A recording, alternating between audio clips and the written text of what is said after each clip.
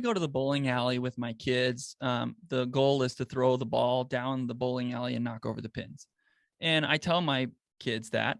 And if I try to get into the weeds and tell them exactly how to walk and how to step and how to throw the ball and all the things and spin it, well, that's taking away the freedom, as we talked about before. And that's really Right. annoying and frustrating. And they're not going to have as good of a time bowling if I micromanage the way they throw the ball to knock over the pins. However, I can't just say, all right, there's the pins, throw it down there. And then they end up in the gutter Right. and they're really frustrated because they're not knocking the pins over correctly. So affirmation is the guardrails that are there to make sure people don't go in the gutter. Sure, you need to give freedom and try to create ways to allow people to enact on something they desire, which is the autonomy over their life. But the affirmation helps with the guardrails. It helps make sure that they're not doing anything wrong. Again, we all want to know if we're doing it right. So I tell people what doing it right looks like. And when they do that, I affirm them like crazy. I give high fives and attaboys and shout outs on social media and shout outs in our team's chat messages. But I affirm people when they're doing it right. But it's more than just unicorns and gumdrops and Skittles and rainbows. Like I affirm people when they're doing it wrong too. One of the biggest mistakes we make is as leaders is we don't tell people if they're doing it wrong until their 90-day performance review. Mm. I mean, Matt, how would you feel if somebody told you, hey, you've been doing this wrong the last 3 months? Well, why didn't they tell you right away, right? Because you Right. want to do things right. So I try to give real-time feedback with dashboards and data and information, with emails and communications and high fives and side hugs and all those things. Those are all extremely important because it motivates people to want to continue to do things right and want to make adjustments whenever they're doing things wrong. Absolutely. I love it.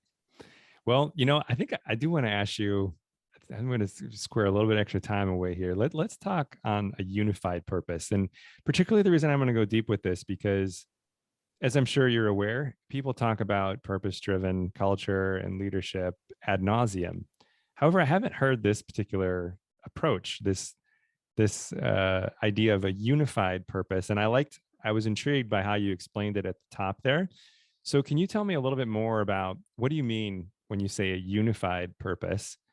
And then the same thing. So how do we do this? How can an organization be more unified in their purpose? Yeah, so let's go back to the bowling alley. Why? We know what the purpose is. Go ahead and knock the pins down.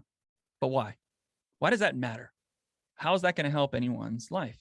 Well, if they knock those pins down, not only will it result in a particular score for them, and maybe they'll get some joy from doing something right and being able to complete a purpose. But when they do that, it's going to make my son, let's say does it, it's going to make his sister smile because he did it. And his mom kind of give him a high five. And we're all going to jump up and down and be unified and cheering around this thing together.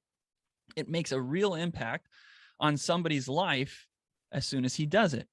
And the heart behind every single business, no matter what your business is you're serving somebody somewhere. Otherwise, fundamentally, the business cannot exist. Right. So, I mean, too many people think that the purpose of business is profit. No. Profit is a reaction to the purpose, which is serving somebody somewhere with some product or service. So if you're serving somebody somewhere, you are making an impact. So why don't we talk about that more? Why aren't we drawing out stories from that impact that is being made on somebody? And it's got to be a positive impact. Otherwise, they wouldn't come back and continue purchasing, right?